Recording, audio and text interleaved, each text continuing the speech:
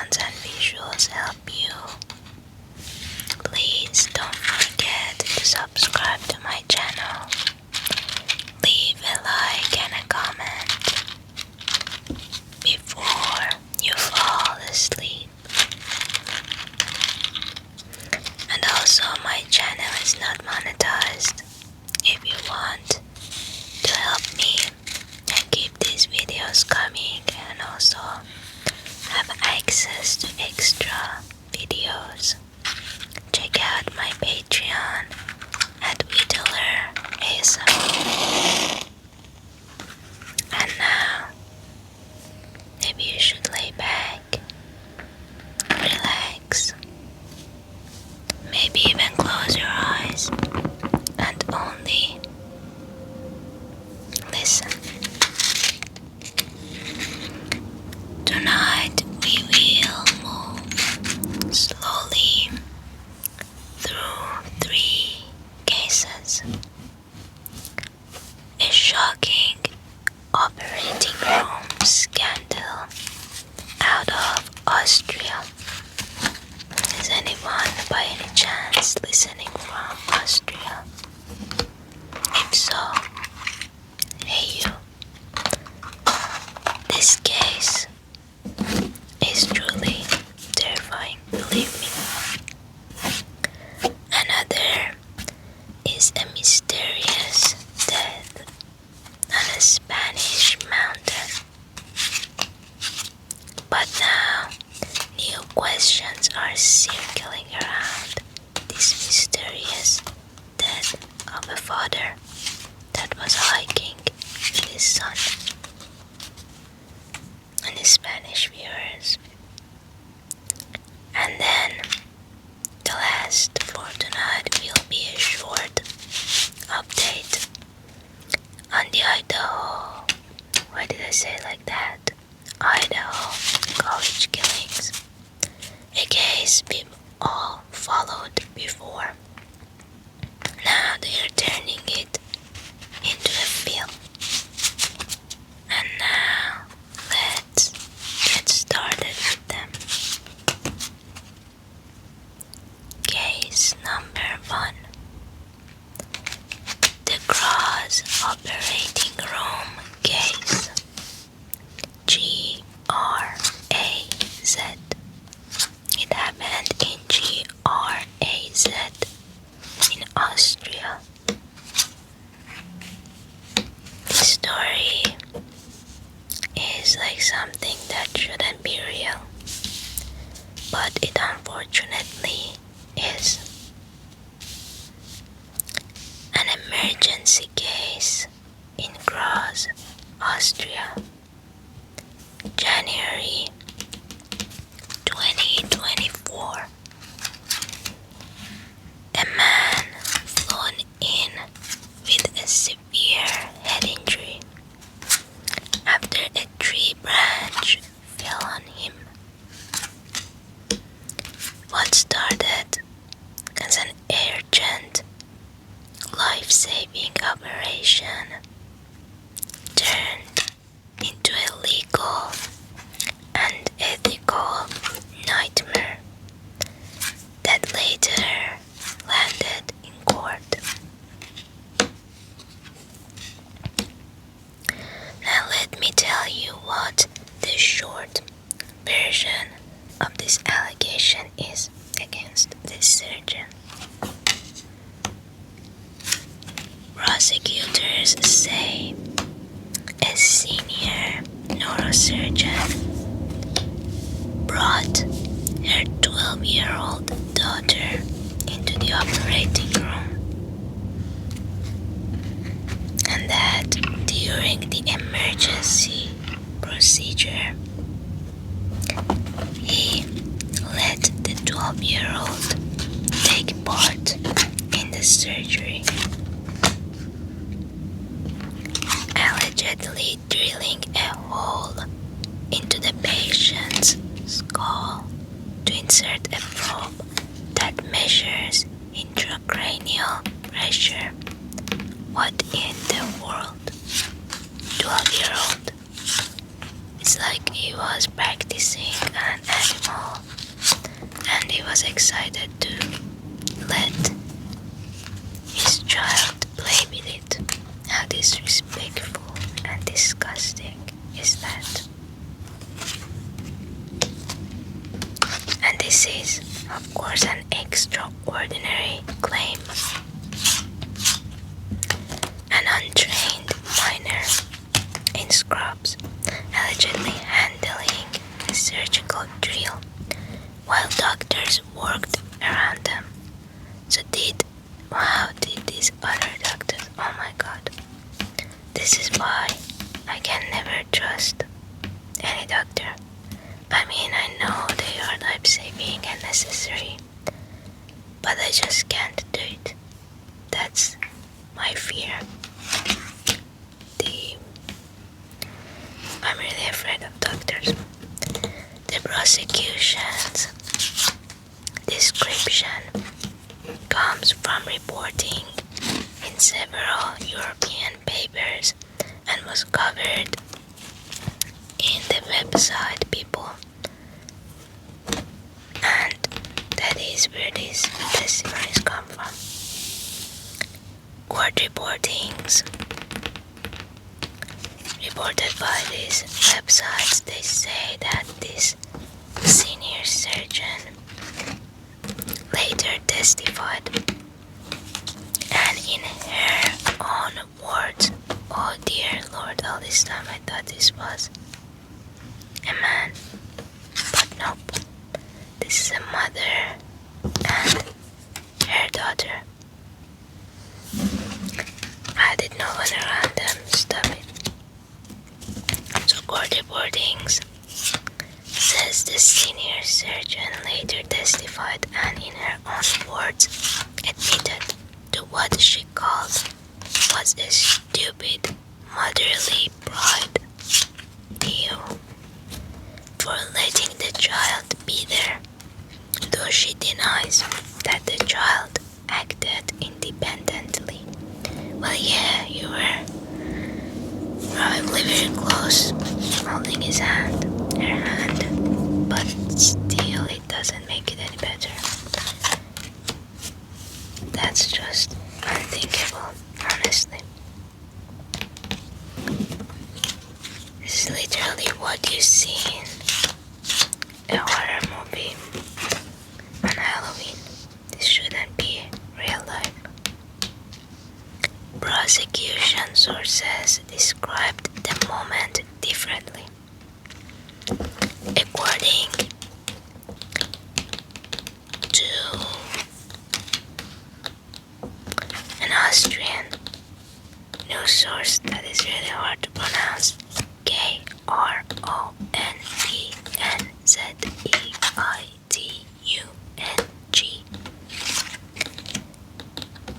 According to their coverage, the prosecutor told the court that the girl had drilled a hole into the exposed skull cap alone and without any help. The junior surgeon present there later described being surprised when the child asked to help and admitted he didn't refuse. That admission that he didn't stop it became a central point in court. Yeah, that's what I'm saying. It's one thing for the child to be weird and ask their surgeon mother to watch a surgery. That's one thing. And then there's another that their mother, being an arrogant person, thinking they have authority over people's bodies and life, allows that child to do so, and then it is just another layer of depravity when the other surgeon in the room witnesses doesn't say anything because he also thinks that that senior surgeon has that authority. It's just horrible situation that I'm hoping that it's not happening at all. There are layers in this case that make this story so disturbing. The setting was an emergency room where seconds count and mistakes are life-threatening. The alleged act involved an instrument that, if mishandled, could cause permanent injury, and the patient, what collapsed after a blunt head trauma, was in no position to consent to object or to testify about what happened. Reporting mentions that the anesthetist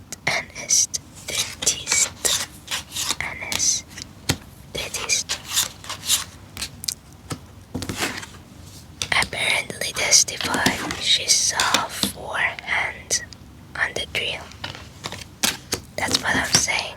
Even if that's true, it still doesn't matter. Whether the mother had his hand over the child's hand doesn't matter.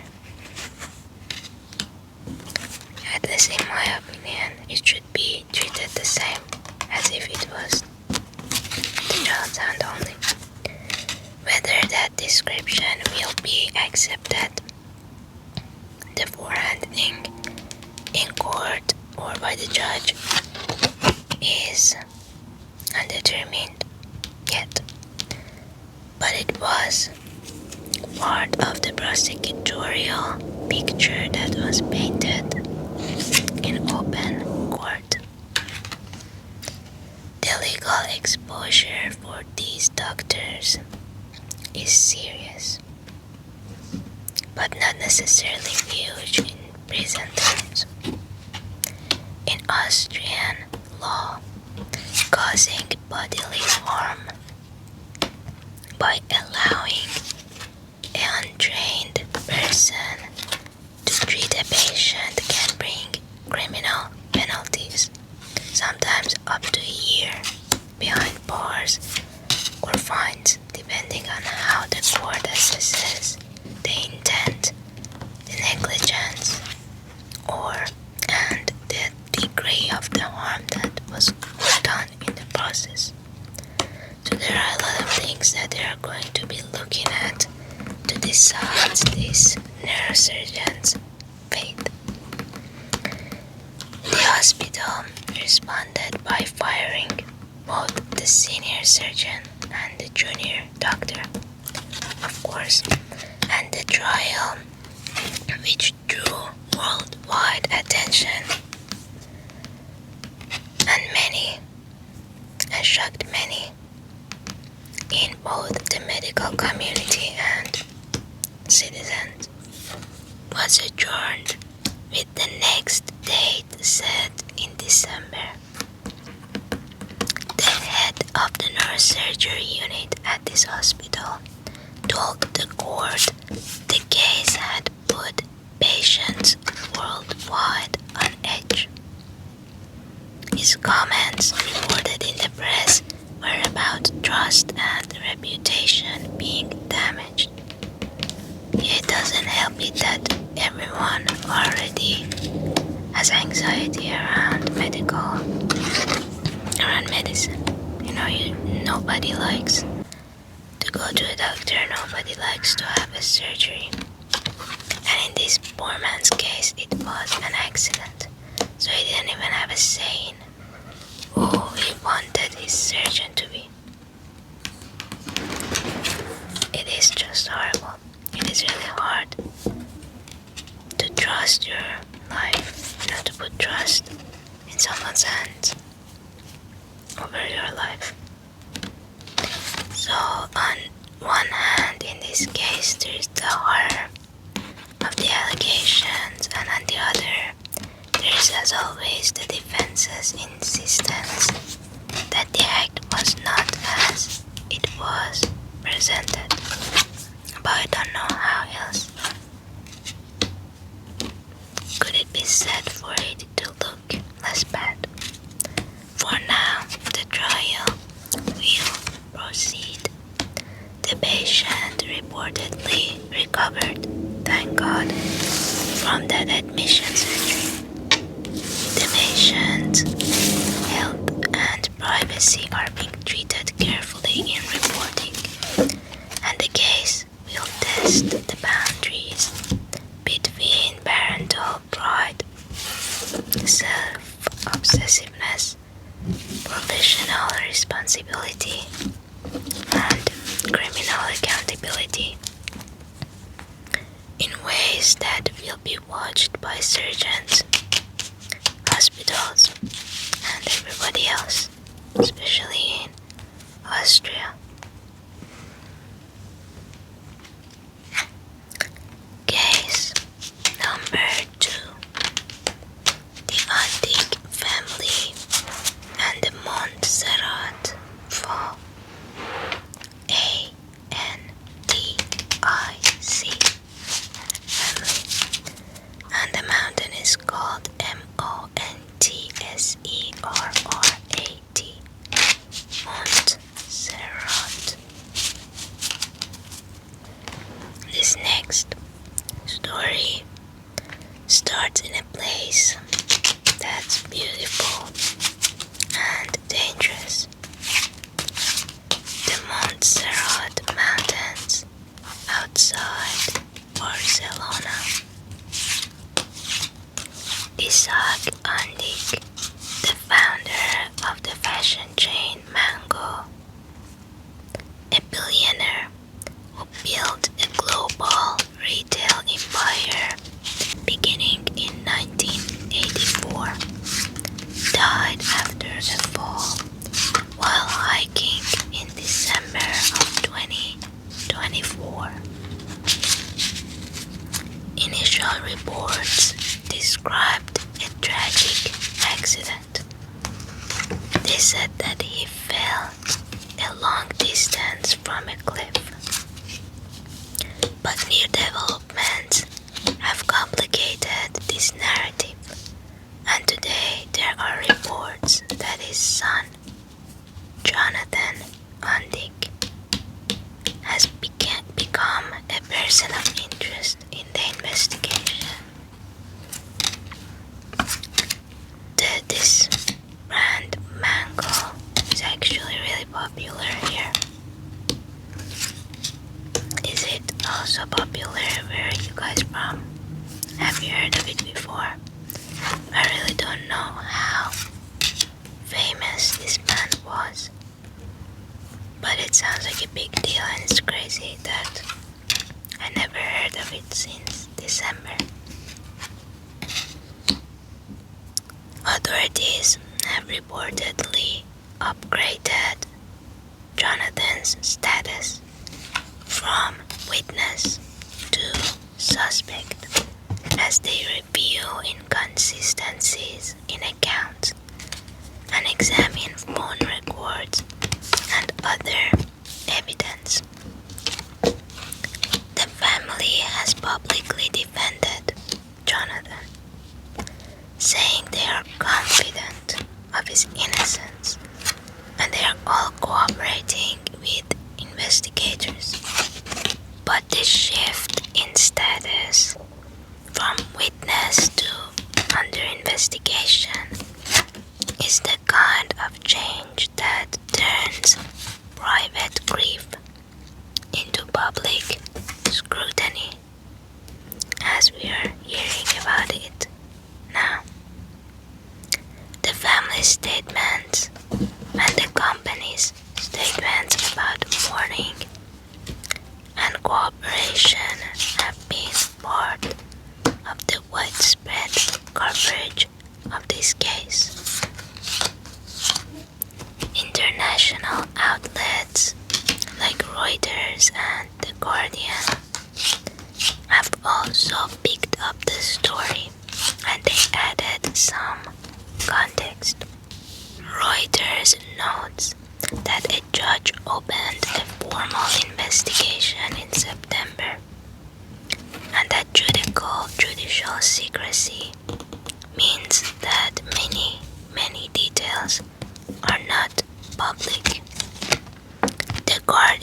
also covered this case, and they included remarks about the father-son relationship. They emphasized that at this point, then the evidence that are publicly available does not conclusively point to foul play. Rather, that investigation widened because of contradictory witness statements and the need to review phone data. So there must be something going on that they decided to renew the grief of this family. There's something that needs to be looked at, but we don't know what yet. But it sure doesn't look that good for this boy. The judicial review can take months and often proceeds under illegal confidentiality,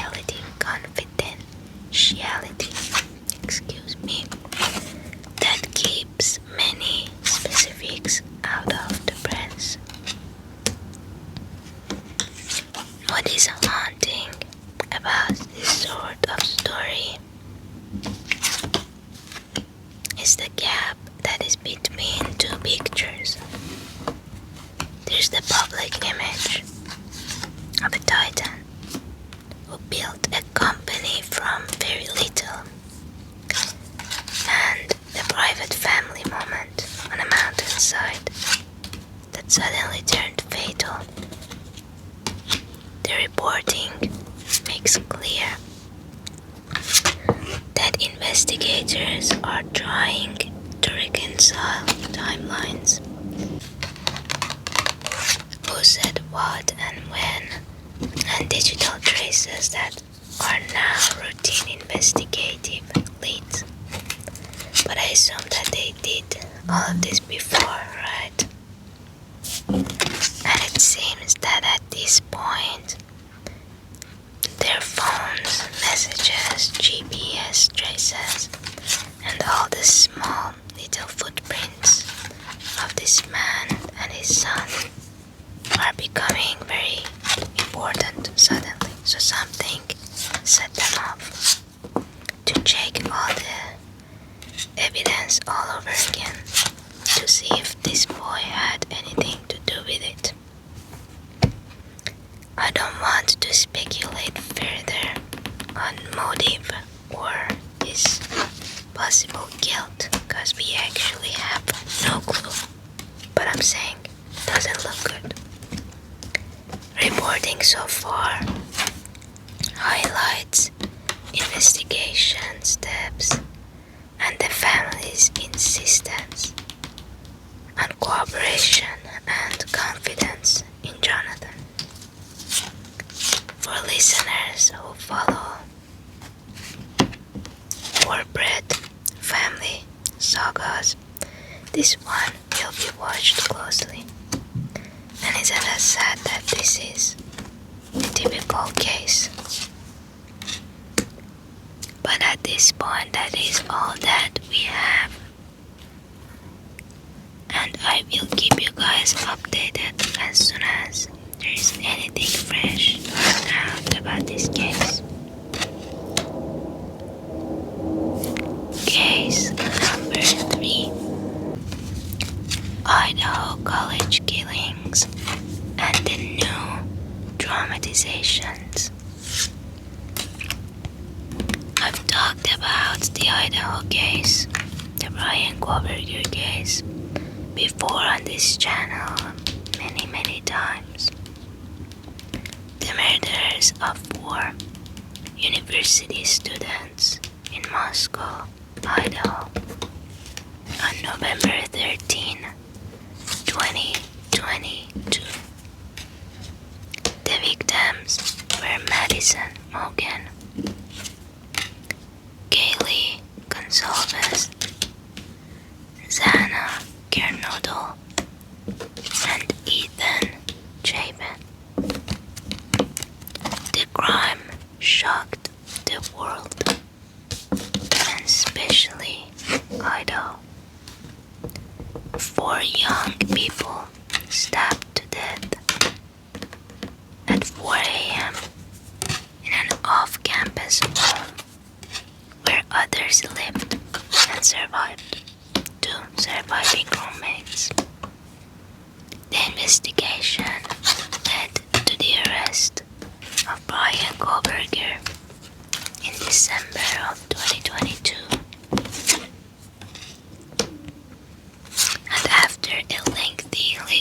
process, he finally pleaded guilty in 2025, a couple of months ago, and received multiple life sentences.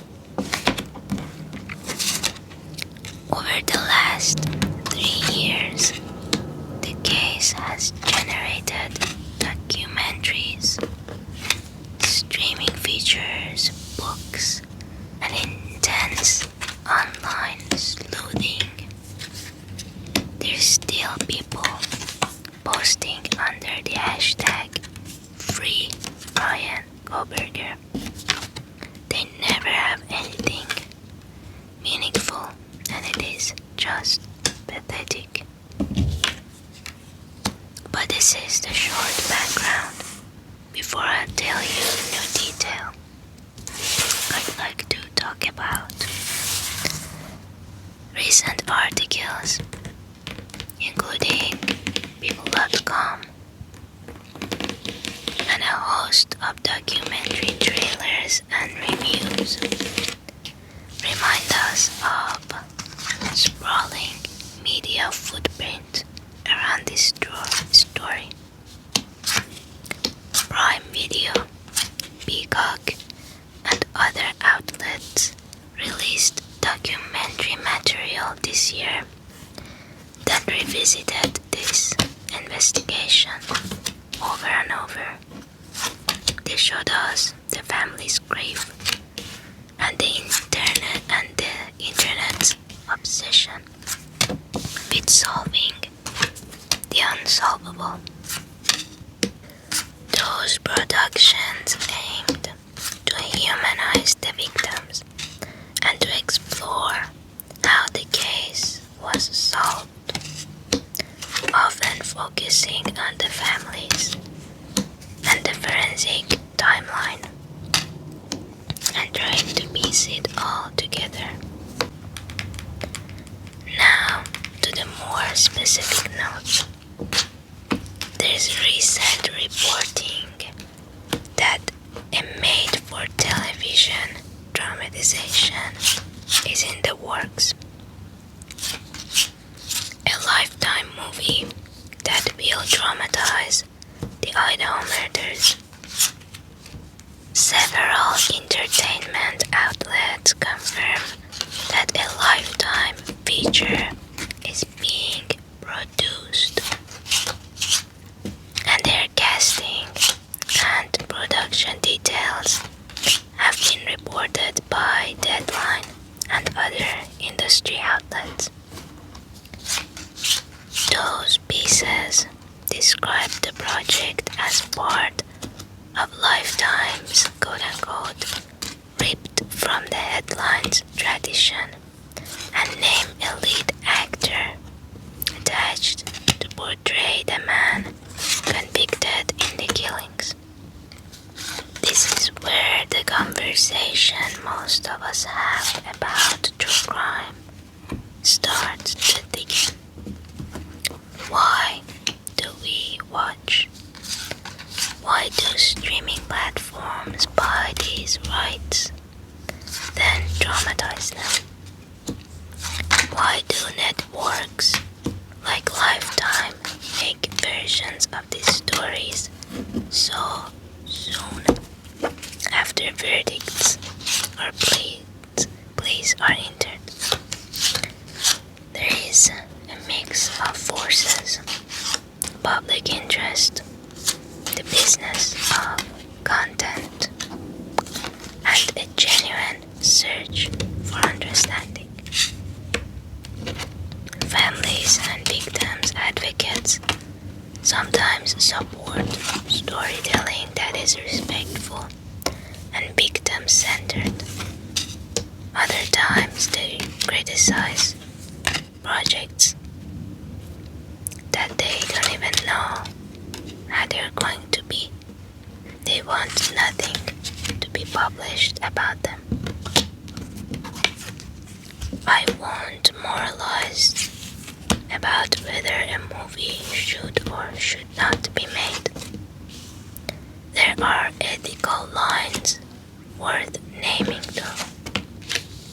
The The line that should be respected is the dignity and the privacy of victims' families. And the line that's more ambiguous is how to balance public interest and storytelling. For example, I think Ryan Murphy sucks at storytelling. He is disrespectful. He is immoralizing. He makes everything look so degenerate and disgusting. On the other hand, if the stories can't be told, as I said, respectfully and keeping the dignity of both the victims and the criminal, then maybe it is fine. Again, it is understandable, painfully so, that people want to hear and watch these stories as we are here doing the same. We are all trying to make sense of something senseless. We want to find patterns, motives, and reasons, and shield ourselves against them. To see the signs and run. That restless need to understand. That is what fuels documentaries, books, dramatizations, and YouTube videos. As consumers of true crime, the invitations we accept matter. Some productions aim to center victims and context. Others chase spectacles and money. They both exist, but they serve different gods. That is all that I have to say for tonight. I'm going to leave the questions open for you. Don't ask me to tidy them up or close the gaps where the facts aren't there. That's the point sometimes. The space where something happened and the space where we imagine what could have been is not the same. We just have to wait for the truth to come out sometimes. Let these real-life stories and questions and dilemmas sit with you. But you do not have to think about them that deeply. Maybe soon you will find the answer to many of the questions. And thank you for listening all the way through if you're still here. I hope tonight you rest well. I hope that if you're dreaming, it is lucid. And if it is, I hope that you choose and see and feel of all things peaceful, restful, like the warm sunlight on your skin, the steady hush of wind through the leaves, the distant